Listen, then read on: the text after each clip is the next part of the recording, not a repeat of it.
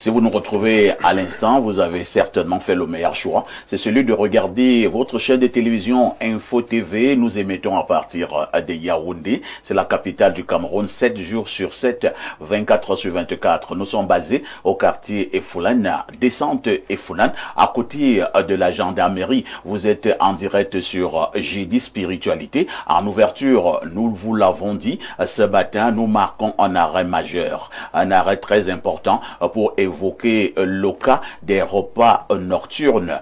Qu'est-ce qu'on entend par repas nocturnes? Les causes de ces repas nocturnes, les conséquences justement également de ces repas nocturnes. Et je veux d'abord passer la parole à Monseigneur Ella qui est sur cette table d'échange. Monseigneur, qu'est-ce qu'on entend par repas nocturnes et maintenant quelles peuvent être les causes de ces repas nocturnes?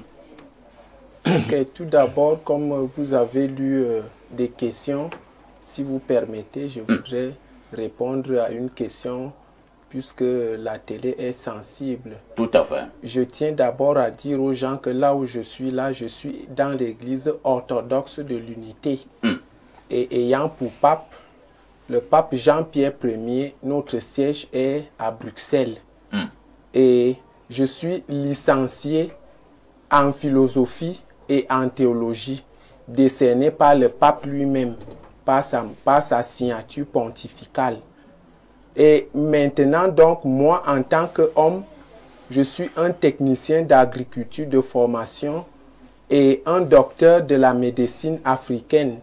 Donc, je suis quelqu'un qui maîtrise la zoothérapie, la minéralothérapie et la phytothérapie. Donc, là où je suis un évêque qui est rempli de spiritualité pour offrir la vérité, puisque l'Afrique est dans les ténèbres. Il faut tracer une nouvelle voie pour la foi africaine et dire la vérité à ses frères. Et c'est pour ça que je suis l'évêque qui prône le syncrétisme. Cette lumière m'a été donnée par Dieu créateur. Pour répondre donc à la question, je vous remercie pour votre patience. Pour répondre donc à la question par rapport au repas de nuit, je vais d'abord dire ici que l'homme est né de trois entités. Il y a le corps, il y a l'âme et l'esprit. Cependant, le corps est alimenté de certains nombres de choses.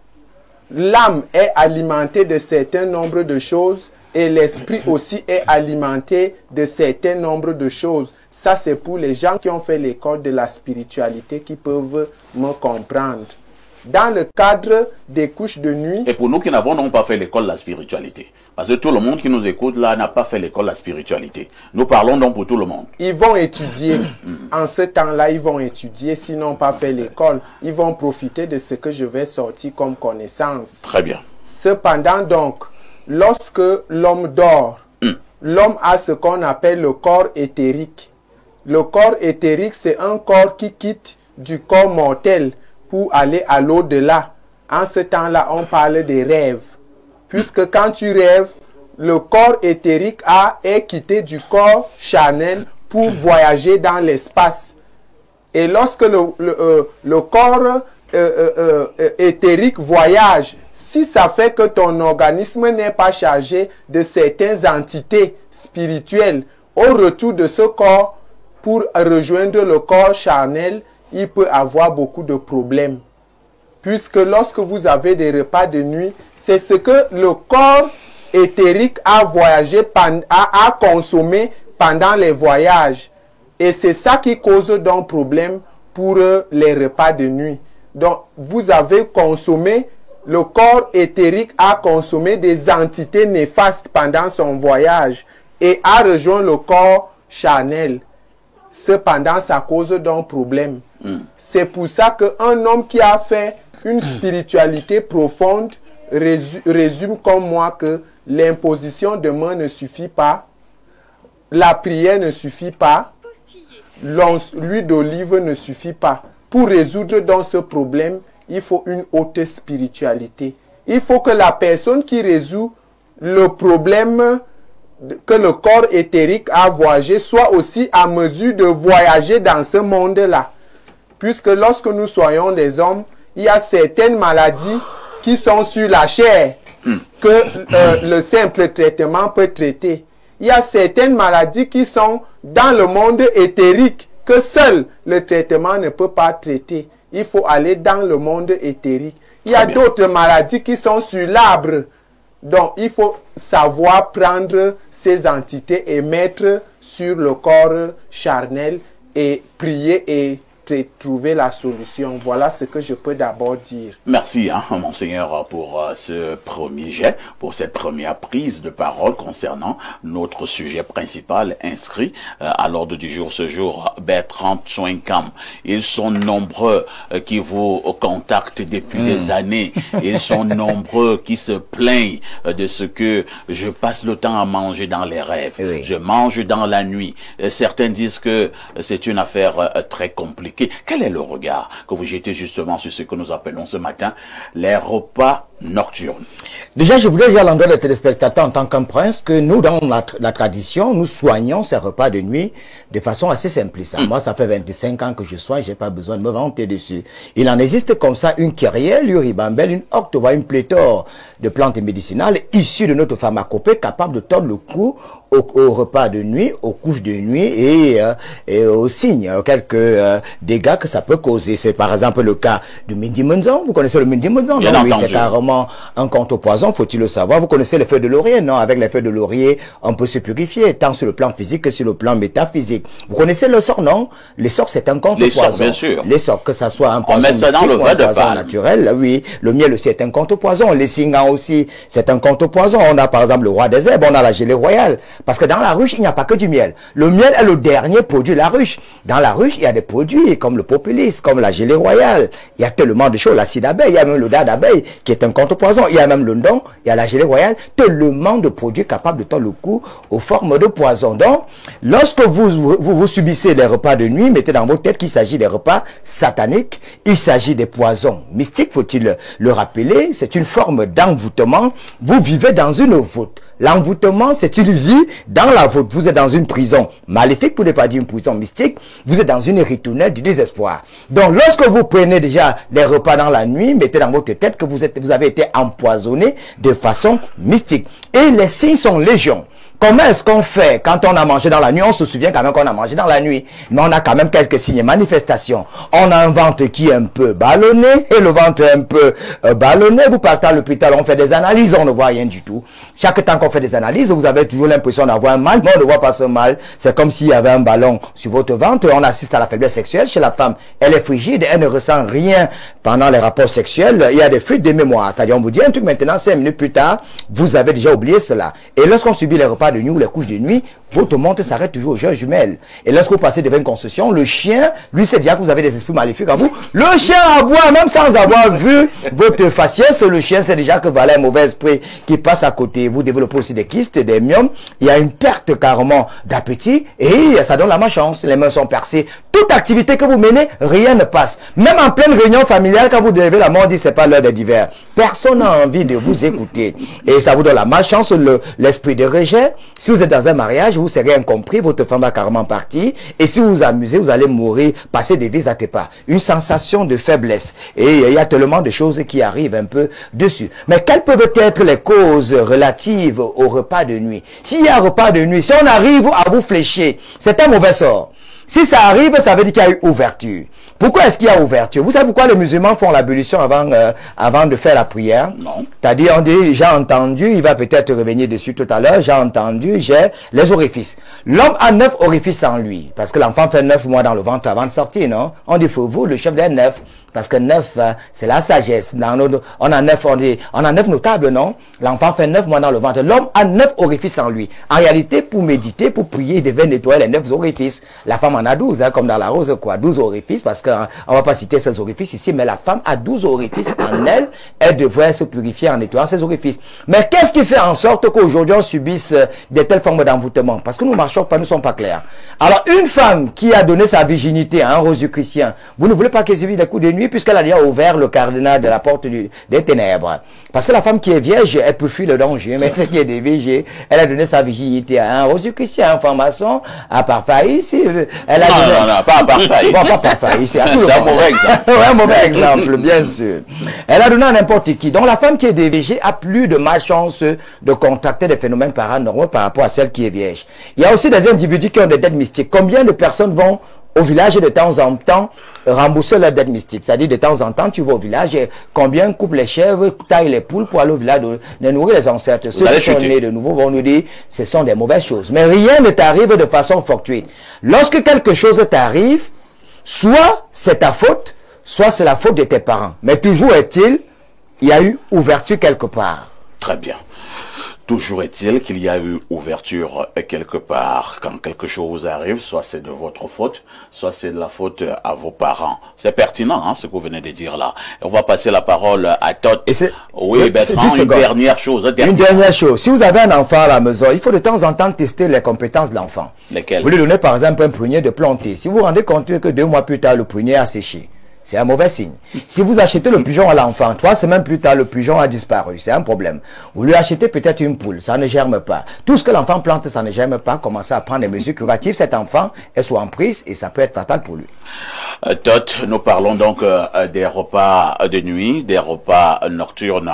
On a écouté Monseigneur, hein, on a écouté Bertrand Tchenkam. Je voudrais que nous puissions nous appesantir un peu plus sur les manifestations. C'est vrai que Bertrand en a parlé tout à l'heure. Le fait de manger dans les rêves, est-ce que ça peut justement vous coûter un moment de la vie? Oui. Je vais aborder la chose au niveau des causes et des conséquences. Tout à fait. Mais avant d'aborder cet aspect, nous sommes sur un panel où apparemment il y a des chapelles. Et chacun est dans sa chapelle. Et chacun propose ce qu'il veut pour l'Afrique. Moi, je dis, en tant que promoteur de la Renaissance africaine, je dis que l'Afrique a besoin de renaître à partir de sa spiritualité authentique, pas à partir du syncrétisme. J'ai fait une émission de près de 2 heures de temps avec pour titre « Les dangers du syncrétisme spirituel ». Les gens peuvent aller sur YouTube. C'est quoi le syncrétisme? Le syncrétisme consiste à mélanger parfois des énergies qui ne coïncident pas, des visions du monde qui n'ont pas la même racine. Notamment les traditions abrahamiques qui n'ont pas la même racine. Mélanger la rose au quoi et les traditions. Voilà, la franc-maçonnerie, ça dit qu'on prend un sac de... Comme une messe œcuménique. Voilà, en fait, c'est ça, en fait, le fond du problème.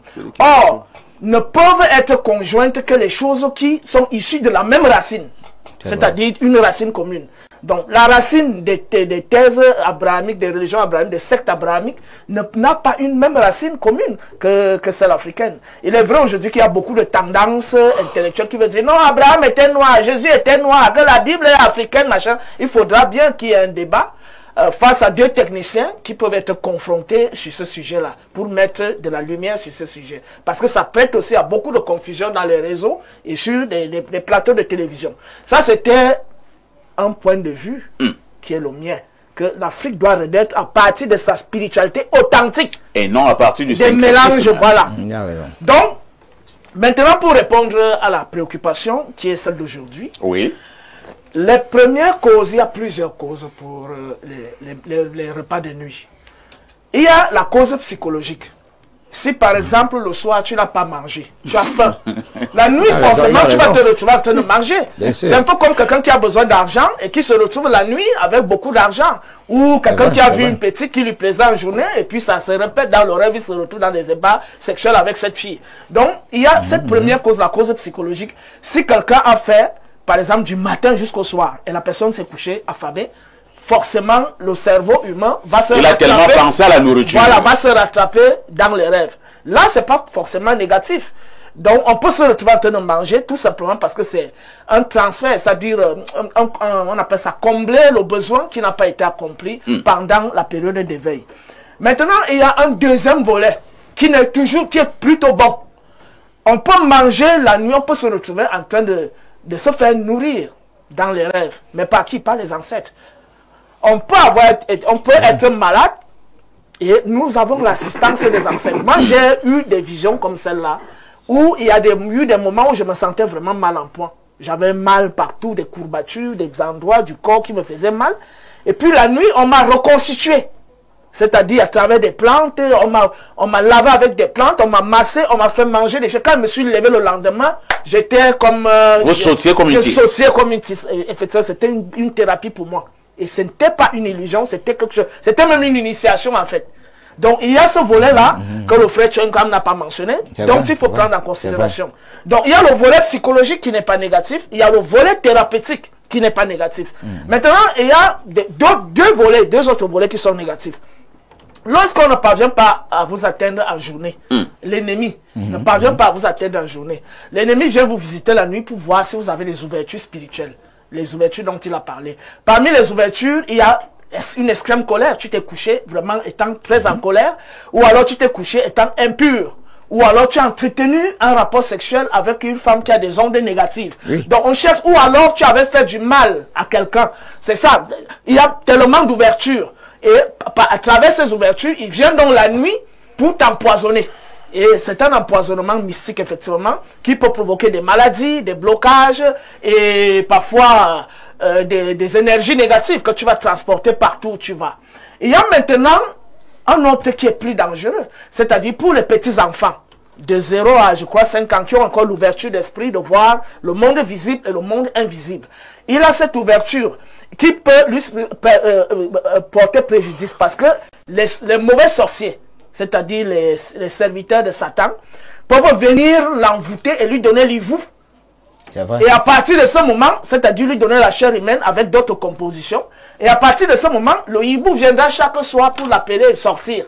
Donc, vous avez un enfant à la maison qui sort déjà sans savoir que vous... pas forcément qu'on lui a donné un truc en journée. La nuit, pendant le sommeil, on peut venir ouvrir son niveau et le posséder. À partir de ce moment, vous avez un petit sorcier à la maison sans savoir qu'il en est un. Voilà les causes et les conséquences des couches de nuit que je pouvais énumérer. Les repas nocturnes que je pouvais énumérer, et je peux d'abord m'arrêter là pour l'instant. Imam Cheikh Ali, l'islam connaît les repas de nuit? Bien sûr, bien sûr. Et qu'est-ce que l'islam fait pour tordre le cou à ce phénomène, hein? Bon, il faut dire que l'islam n'a rien oublié sur toute la vie d'un être humain. Le prophète Mohammed sallallahu alayhi wa sallam, il a dit, les rêves sont divisés en 3 catégories. Les rêves sont divisés en trois catégories. Il y a les rêves qui sont issus d'Allah subhanahu wa ta'ala. Il y a les rêves qui sont issus du diable, des démons. Il y a les rêves qui sont issus des passions refoulées. Quant aux rêves qui sont issus de Dieu, d'Allah subhanahu wa ta'ala, vous pouvez par exemple rêver que vous êtes en train de préparer une bonne nourriture et que vous mangez et que vous donnez à vos enfants. Ce n'est pas un mauvais rêve. Vous pouvez rêver que vous faites de l'agriculture, vous plantez des choux, des patates, je ne sais pas de quoi, et que vous vous récoltez. Ce n'est pas un mauvais rêve. Ça, c'est plutôt un signe d'abondance, de richesse et autres. Alors, maintenant, il y a les rêves qui sont issus des démons, des diables. C'est-à-dire que vous voyez un individu qui vient vous donner de la nourriture chaque nuit. Quand on parle des rêves nocturnes, il y a aussi des rêves diurnes, c'est-à-dire que des rêves en journée. Ouais, vous dormez en journée, vous rêvez que vous mangez. Et alors, il y a des gens qui viennent vous donner de la nourriture de manière régulière, de manière constante. Parce qu'un rêve peut être fait. Mais oui, mais lorsque c'est fait de manière régulière, attention. Vous voyez une vieille dame qui vient vous donner à manger tout le temps, elle ne ressemble à rien, elle a des formes bizarres, bien un individu. Ce sont des très très mauvais rêves. Et parfois, quand vous rêvez en journée, ou dans la nuit même, vous ressentez des douleurs au niveau du ventre, des douleurs au niveau du bas-ventre. La fatigue, vous sentez vraiment le corps qui pèse, qui est lourd. Vous ressentez vraiment qu'il y a un corps étranger dans votre corps. Vous avez des rêves qui sont issus des passions refoulées. C'est ce que toi tu as mentionné tout à l'heure. Ça veut dire que vous avez envie de manger un bon poulet DG. Mais vous n'avez pas de l'argent. Vous n'avez pas de l'argent. Vous avez envie de manger du bon sanga. Vous n'avez pas de l'argent. C'est-à-dire que vous voulez manger du bon mâchoiron dans le bongo. Vous pensez que pas vous voyez du shawarma ou bien du poisson dans le bongo. Vous n'avez pas les moyens de... Alors, c'est des passions. C'est-à-dire que le subconscient refoule cette passion au moment du sommeil. C'est-à-dire que vous rêvez que vous êtes en train de manger un gros plat de nourriture accompagné avec des belles femmes, ainsi de suite. C'est-à-dire que vous faites des rêves. Alors ici, l'islam, lorsque quelqu'un fait, par exemple, un mauvais rêve, surtout un mauvais rêve, il doit le raconter à personne. Ah bon? C'est interdit de raconter les mauvais rêves en islam à quelqu'un. C'est interdit de raconter. Et lorsque vous rêvez dans la nuit, si jamais pendant le rêve vous vous réveillez, qu'est-ce qu'il faut faire? Vous devez postiller, c'est-à-dire qu'à votre gauche, souffler comme ça à votre gauche, crachoter à votre gauche, et vous dites A'udhu billahi minash shaitanir rajim, ça veut dire je cherche protection auprès d'Allah contre Satan le maudit. et vous changez de position lorsque vous faites ces mauvais rêves-là. Donc ici, les rêves ne sont pas seulement les rêves. Les rêves nocturnes ne sont pas seulement des mauvais rêves, quoi. C'est-à-dire que la nourriture qu'on mange dans le rêve, c'est pas forcément un mauvais rêve. Maintenant, en islam, lorsque vous faites des cauchemars, vous mangez tout le temps, de manière régulière, parfois des nourritures qui sont ici, qui ne sont pas bonnes. Vous pouvez me rêver que vous mangez des sels. Quand c'est de manière régulière, alors on pratique ce qu'on appelle la ruqya. La ruqya, c'est l'exorcisme légiféré en islam. C'est-à-dire qu'on récite le Coran sur vous. Parce que quelqu'un peut rêver alors qu'il est possédé d'un esprit, d'un djinn. Parce qu'il faut le dire, hein, beaucoup de gens sont possédés par des djinns. C'est vrai. Et à travers la possession, le djinn mange des impuretés à travers votre corps pendant le rêve. C'est-à-dire qu'il se nourrit à travers votre corps pendant le rêve. Vous savez que les djinns, c'est-à-dire les esprits démoniaques, mangent des impuretés. Il est souvent, parfois nous recevons des patients parce que nous-mêmes nous faisons de la médecine naturelle. Moi je fais de la médecine naturelle, je fais de l'exorcisme bien sûr. Je ne vais pas seulement me vanter comme beaucoup le font. Je le sais. Voilà, lui Bertrand, personne ne s'est vanté, chacun dit ce qu'il fait. Voilà. On n'a pas interdit à quelqu'un de dire ce qu'il fait. Voilà. Donc, lui fait la ruqya, hein, je le sais. Vous travaillez également avec les écorces, avec les herbes? Bien sûr. Un bon religieux ne peut ne pas travailler avec les plants naturels, c'est pas possible. La médecine naturelle... Nous avons reçu certains religieux ici qui vous disaient que faire recours aux écorces, aux herbes, c'est satanique, c'est diabolique. Dans le cadre du charlatanisme, c'est diabolique. De la voyance, de la magie, autre. Mais dans le cadre de la médecine naturelle, ça veut dire que vous avez un problème de ventre. Vous avez mal à l'estomac. Vous prenez, comment on appelle ça, le roi des herbes, par exemple. Vous prenez du miel. Il y a beaucoup d'écorces. La médecine naturelle n'est pas interdite en islam. Moi, je dis souvent à beaucoup de mes frères même pour plusieurs musulmans, que les prophètes et les messagers n'ont pas connu les paracétamol, les efferagans, les antibiotiques. Non. L'arbre dans son entièreté est un médicament. En islam, il y a un livre qu'on appelle le Tibb Nabawi, ça veut dire la médecine prophétique. Je vous dis, si vous lisez ce livre, il y a des herbes, des arbres que nous ne connaissons même pas, qui traitent des maladies. Le Coran même parle du miel comme étant une guérison pour les êtres humains. Et vous savez que l'abeille prend le sucre dans différentes plantes de la nature. Pourquoi est-ce que le miel est beaucoup sollicité dans le cadre de la médecine naturelle? Parce que le miel est constitué de l'ensemble de plusieurs plantes naturelles. C'est ça que les gens ne savent pas. Et ça donne un grand pouvoir. Et ça donne un grand pouvoir. Parce qu'en fait, c'est plusieurs plantes naturelles. C'est pour ça que dans le Coran, Allah nous parle du miel comme étant une guérison pour les hommes. Un bon musulman doit connaître la médecine naturelle. Il y a par exemple le Habbatou Sauda, le grain de Nigel. Le prophète Mohammed a dit que le Habbatou Sauda est une guérison pour toutes les maladies sauf la mort. Ça soigne tout sauf la mort. Même le sida. Il est vrai. Même le sida, le Habbatou Sauda, le grain de Nigel traite toutes les maladies sauf la mort. Il faut seulement savoir comment faire les ménages. Il y a des plantes qui traitent le sida. Le sida, c'est une maladie qui se traite. Ah bon? Bien sûr, c'est une maladie qui se traite. Toutes les maladies se traitent avec les plantes naturelles. Vous savez que l'homme, je suis par là. L'homme a été créé à partir de la terre. Et la plante se nourrit de quoi? La plante prend sa nutrition dans les profondeurs de la terre avec tout ce qui se trouve comme nutriments et autres.